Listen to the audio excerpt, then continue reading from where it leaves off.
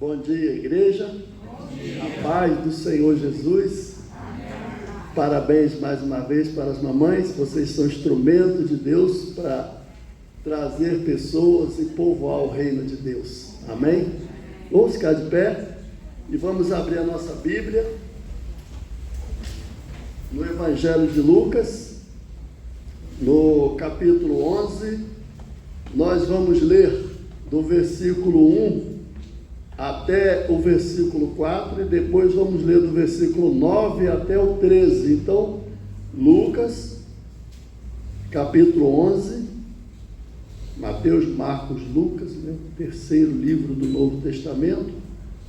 Lucas, capítulo 11, versículo 1 a 4, depois vamos pular para o 9 até o versículo 13. Parece que todos acharam. Vamos então ler, e assim diz a palavra de Deus. Certo dia Jesus estava orando em determinado lugar. Tendo terminado, um dos seus discípulos lhe disse: Senhor, ensina-nos a orar, como João ensinou aos discípulos dele. E ele lhes disse: quando vocês orarem, digam: Pai, santificado seja o teu nome, venha o teu reino, dá-nos a cada dia o nosso pão cotidiano, perdoa-nos os nossos pecados, pois também perdoamos a todos os que nos devem, e não nos deixes cair em tentação. Vamos pular para o versículo 9 até o 13, que diz assim: por isso lhes disse, peçam e lhes será dado, busquem e encontrarão, batam e a porta lhes será aberta. Pois todo que pede recebe, e o que busca encontra, e aquele que bate a porta será aberta. Qual pai entre vocês, se o filho lhe pedir um peixe, em lugar disso lhe dará uma cobra? Ou se lhe pedir um ovo, lhe dará um escorpião? Se vocês, apesar de serem maus, sabem dar boas coisas aos seus filhos, quanto mais o Pai que está nos céus dará o Espírito Santo a quem o pedir. Vamos orar, irmãos. Pai, nós estamos aqui diante da tua casa e eu me alegro e te louvo e te celebro nesta manhã com muita alegria por poder pregar a tua palavra. Eu te peço, Senhor, que abençoes a cada pessoa que vai ouvir aqui na igreja e também no YouTube, os irmãos que acessam ali. Que o Senhor abençoe em nome do Senhor Jesus. Amém. Pode sentar-se. Meus irmãos, como eu disse na oração,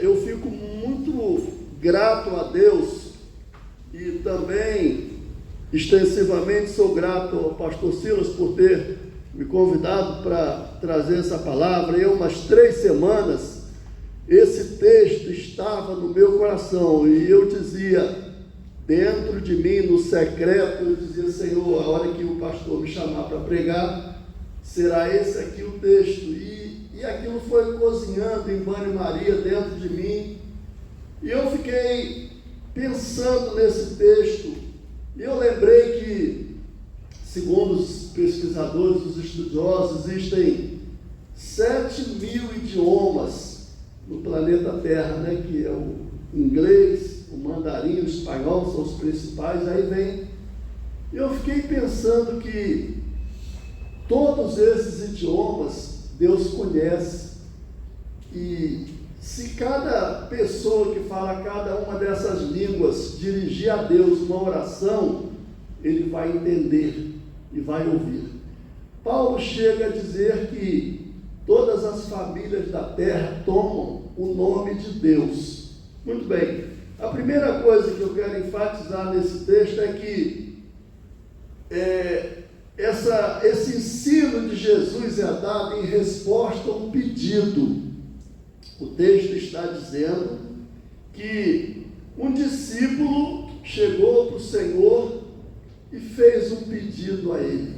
Então preste atenção nisso. O pedido foi feito à pessoa certa. O discípulo chega para Jesus e diz: olha, os discípulos de João ensinavam, os discípulos de João foram ensinados por João a orar. Então, Senhor, ensina-nos a orar.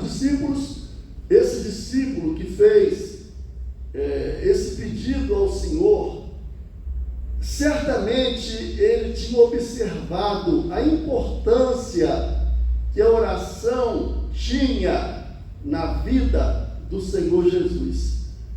Por exemplo, você observa que a oração para Jesus, ela era mais importante do que o alimento. A oração para Jesus era mais importante do que a popularidade. Teve um momento em que as pessoas queriam celebrar, exaltar o Senhor, e ele fugiu. A Bíblia diz que ele subiu o monte e foi orar. Então Jesus dava um grande valor, um profundo valor à oração. E eu gostaria que você, no seu coração, analisasse se você tem sido uma pessoa de oração, se você que tem enfrentado situações, seja no seu casamento, no seu comércio, na criação dos seus filhos, na relação de você de filho com os seus pais. Hoje é dia das mães, não é? A sociedade assim estabeleceu, e a Bíblia diz que os pais não devem irritar os filhos, e diz também que os filhos devem honrar os seus pais, e diz também que o marido não deve se irritar com a sua esposa. Pedro chega a dizer que se o marido se irritar com a sua esposa, as suas orações serão interrompidas. E às vezes eu fico, tem coisas pequenas que às vezes nos irritam. Eu vou até falar uma aqui, socorro, me permita. Às vezes eu lavo louça e ela fala: você não lavou direito. Às vezes às vezes eu vou estender roupa e ela fala: você não sabe estender roupa. E aquilo me irrita. Mas é verdade, irmãos, porque na minha visão eu sei estender roupa, mas ela acha que só é bem estendido se for por ela. Então, aí a Bíblia diz: não se irrite com a sua esposa. Aí eu peco, porque às vezes eu me irrito e eu tenho que pedir perdão a Deus. A gente sorri, parece engraçado, mas eu estou falando de uma coisa que acontece com você, é uma coisa prática. Às vezes, eu acho que eu lavo louça muito bem, mas ela não acha. E aí? Então, eu preciso melhorar e ela também precisa melhorar. E essa é a finalidade da oração: nos tornar pessoas melhores, nos tornar pessoas mais próximas de Deus. Então os discípulos viram que o Senhor Jesus dava essa importância à oração. E eu gostaria que nós fôssemos conduzidos pelo Espírito Santo dentro da palavra a revermos a nossa vida de oração, a nós percebermos que nós precisamos melhorar em oração. O apóstolo Paulo diz em Romanos 8 que nós não sabemos orar como convém. Eu disse aqui que dos 7 bilhões e 100 milhões que tem na Terra, há um cálculo de que desse grupo 2 bilhões são cristãos. Então Jesus está falando aqui de oração, mas ele não está dizendo que toda vez que você vai orar, você deve repetir essas palavras. Embora não haja nenhum pecado em você recitar o Pai Nosso, no culto na Marinha, às vezes era o pastor que conduzia, muitas vezes, às vezes era o padre, e normalmente o padre falava, vamos recitar, para evitar polêmica, ele falava a oração que o Senhor ensinou, e recitava o Pai Nosso. Não tem problema nenhum em você recitar, mas Jesus não está dizendo que a sua oração deve ser baseada somente nessas palavras. Na realidade, ele está estabelecendo princípios que devem reger a nossa vida de oração. Ele não está dizendo que a oração é um mantra, uma reza, que você só deve dizer isso. Você já pensou se meu filho chegasse na minha casa, ele mora na frente da minha casa, e às vezes ele vai lá e toda vez ele falasse a mesma coisa, as mesmas palavras, exatamente, faltaria o quê? Espontaneidade.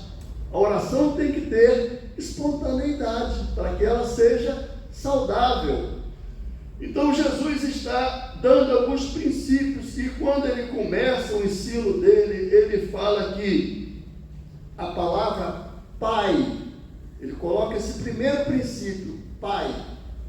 Esse é um princípio, irmãos, fundamental, porque muita gente não ora, e não ora porque acha que Deus não tem nada para dar a ela. Eu quero dizer a você que quem não ora está, irmãos, eu vou deixar o celular aqui para controlar o horário. Quem não ora está em pecado, irmãos, porque a oração é um mandamento bíblico. Então, vamos pensar que o peixe vive onde? Na água. Se você tirar o peixe da água, o que vai acontecer com ele? Morre. A árvore vive onde? A árvore vive na terra. Se você tirar a árvore da terra, o que vai acontecer com ela? Ela vai morrer. O que eu estou querendo dizer a você? Que o nosso habitat, o lugar que nós devemos viver, é na presença de Deus. Quando nós saímos da presença de Deus, o que vai acontecer conosco? A gente começa a morrer.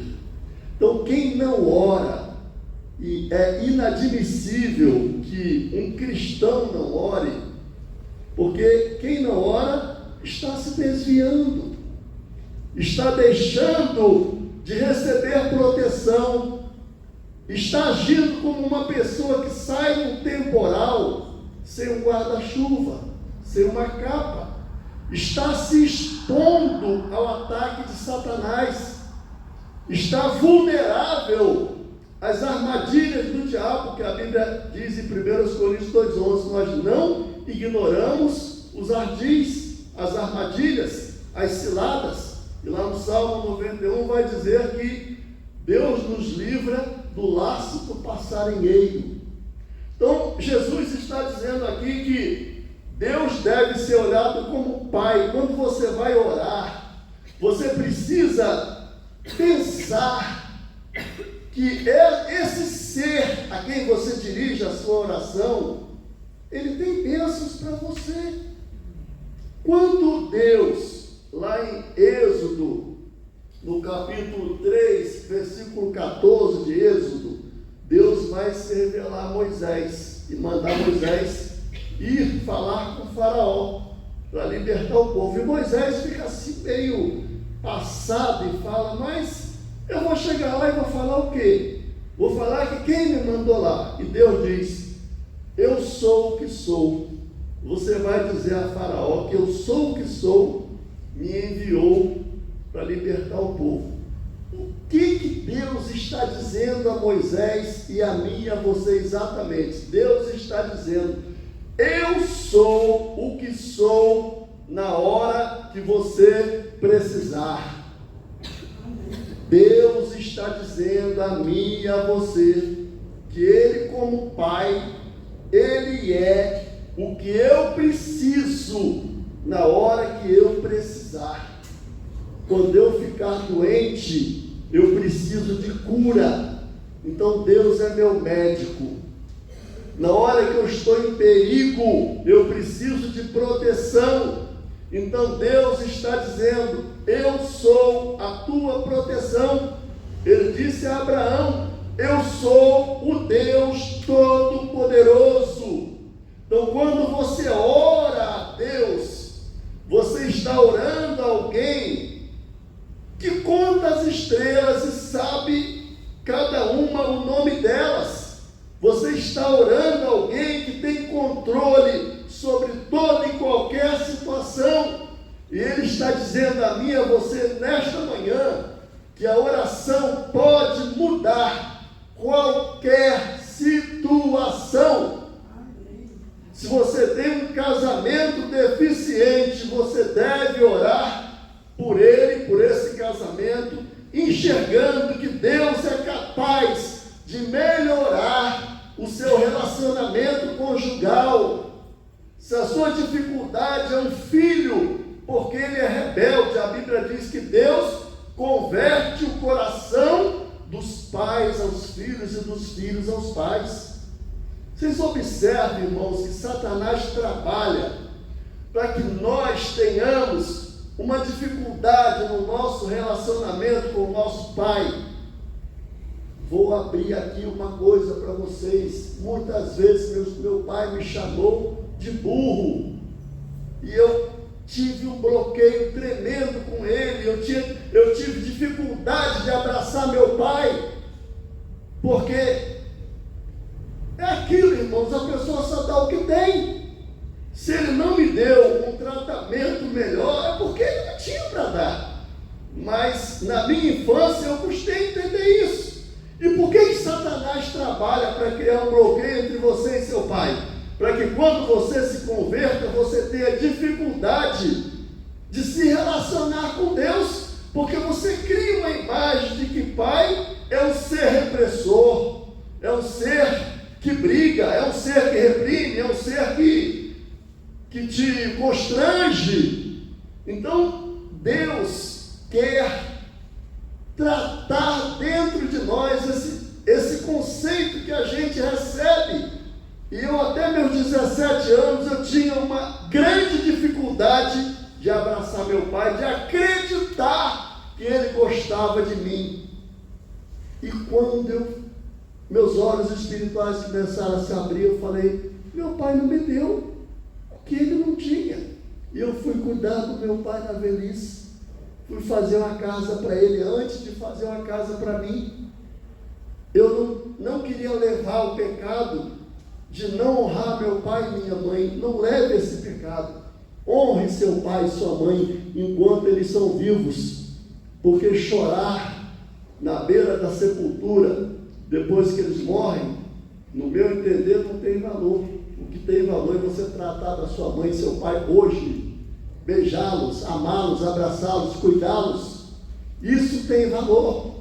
Então o Senhor Jesus está mostrando aqui que a questão de você orar a Deus como seu pai, isso é muito importante, porque senão você vai ter dificuldade para orar.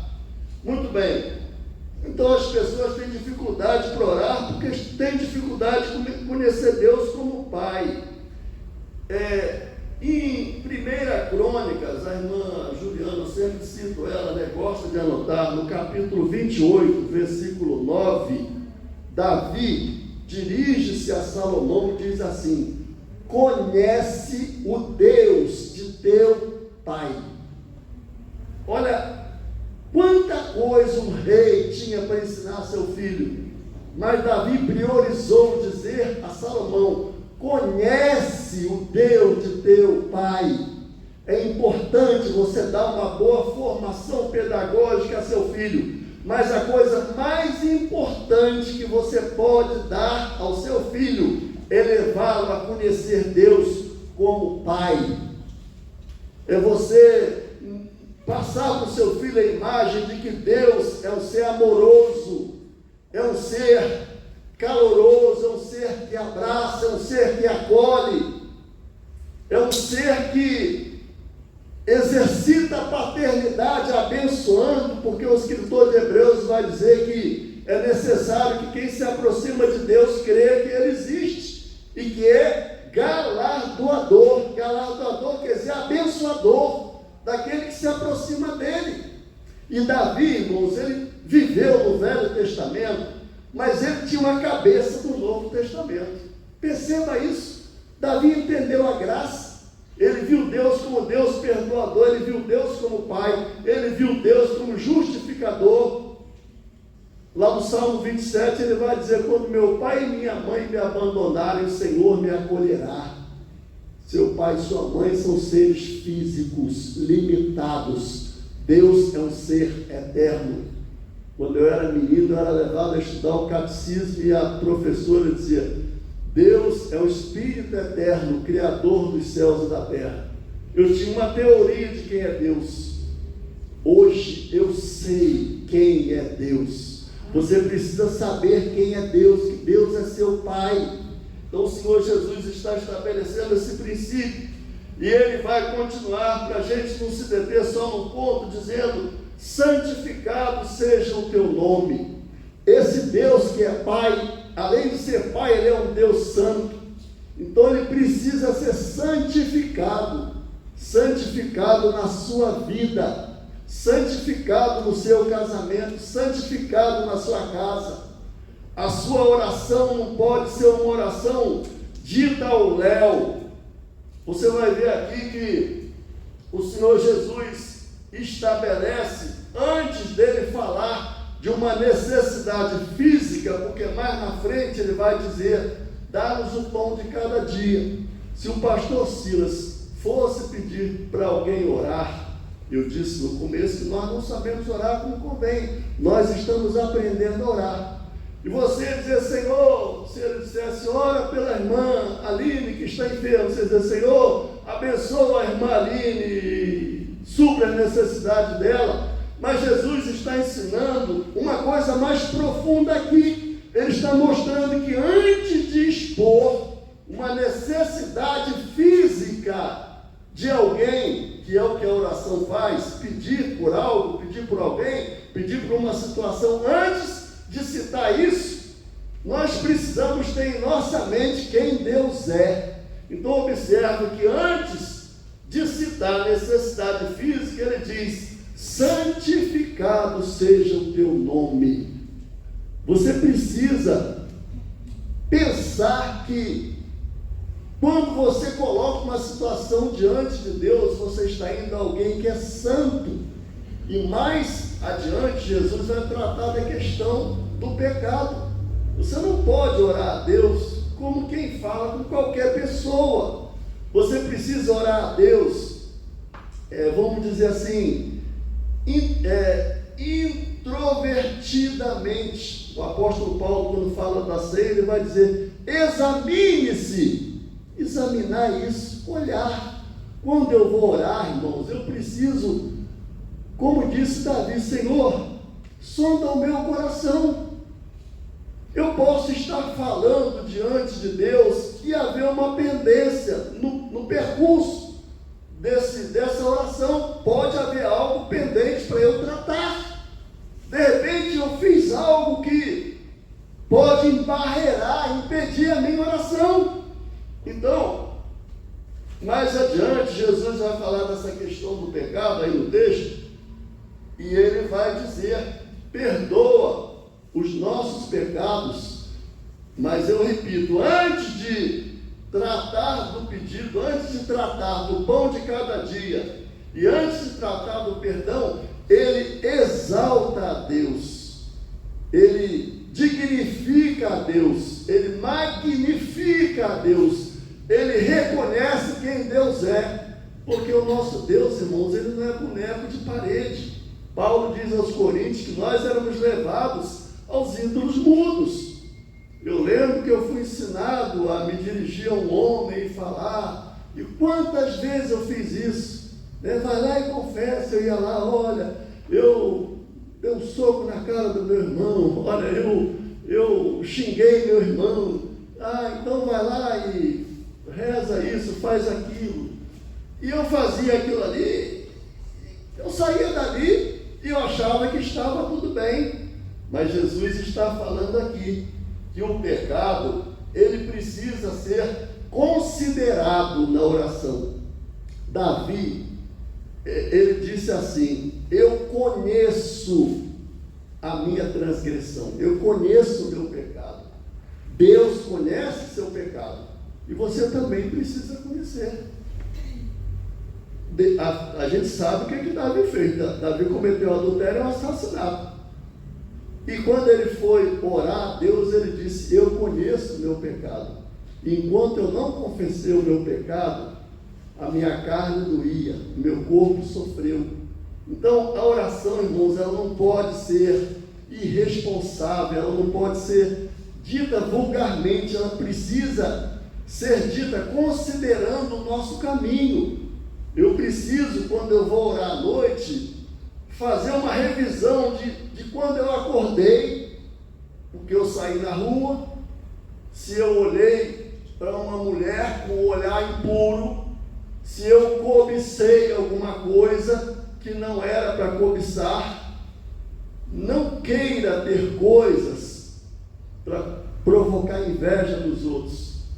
Tem muita gente, e esse texto está falando que nós devemos orar pelas nossas necessidades físicas, mas tem gente que quer ter coisas físicas.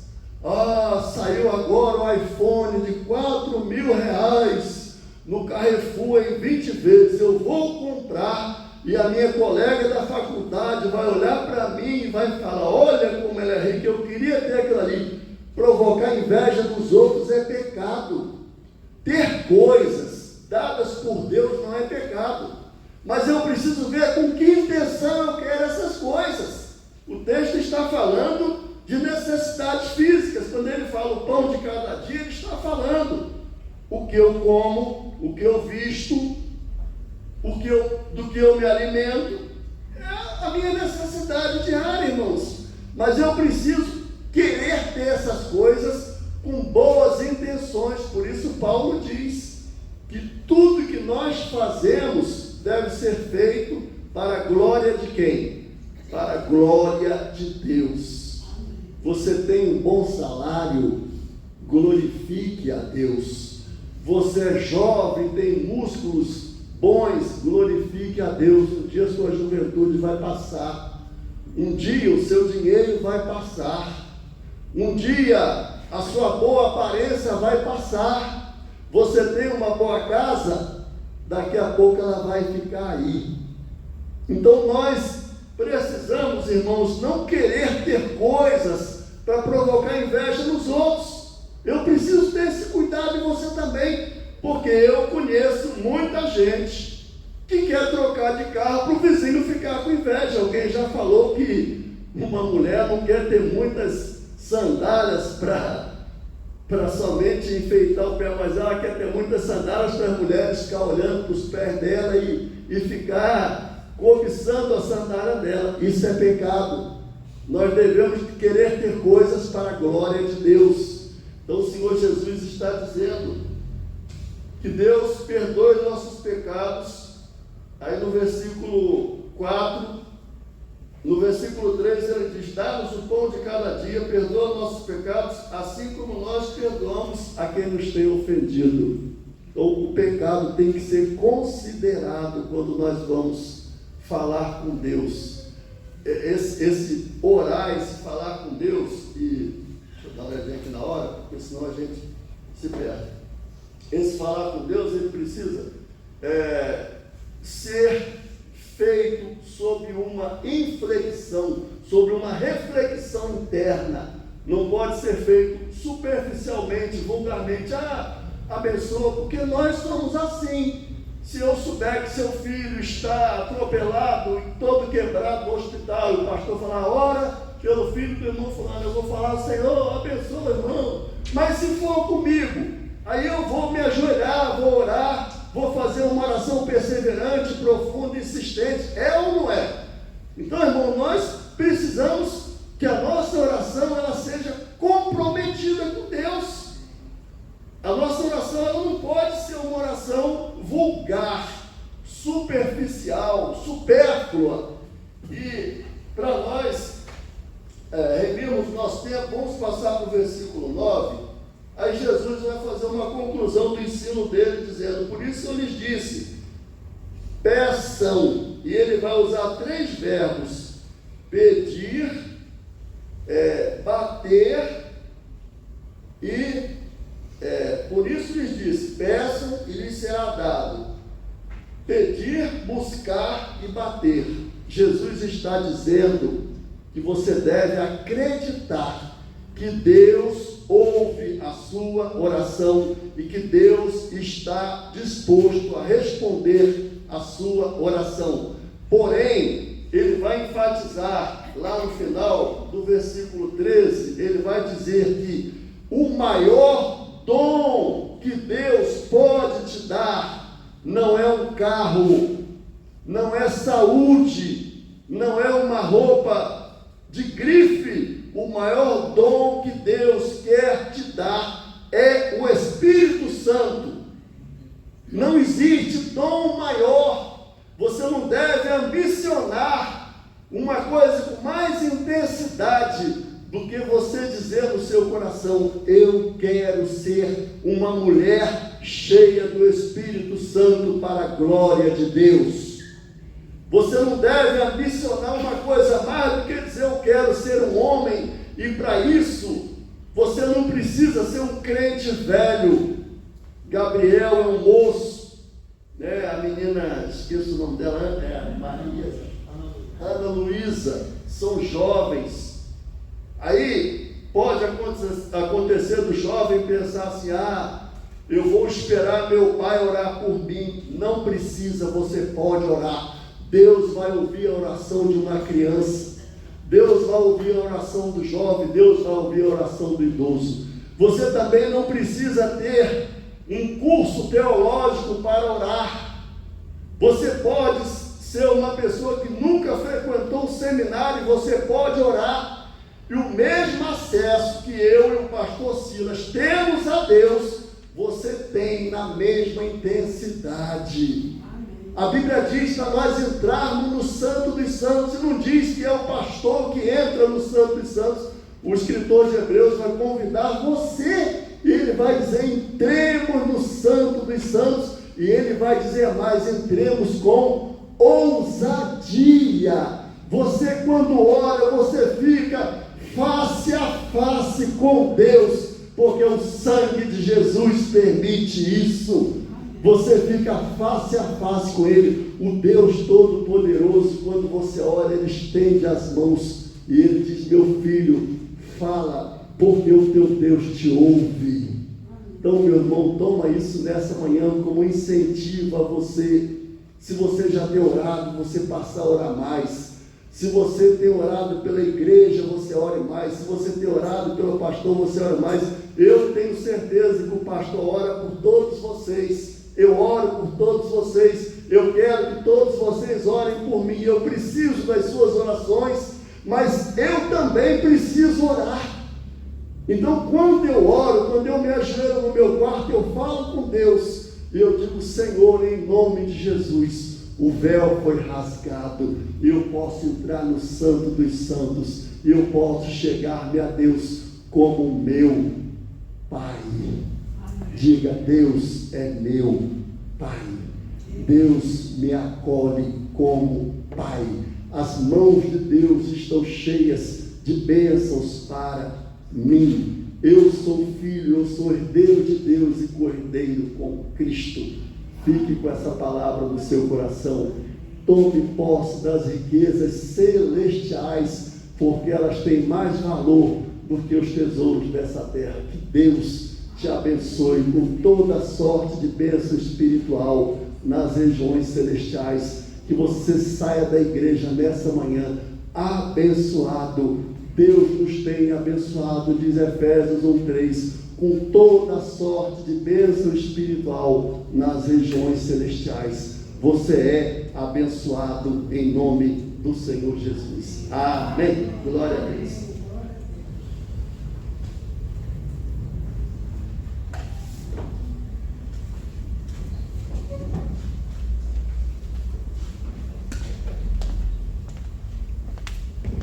De pé nesse momento. Vamos cantar o hino que fala sobre oração.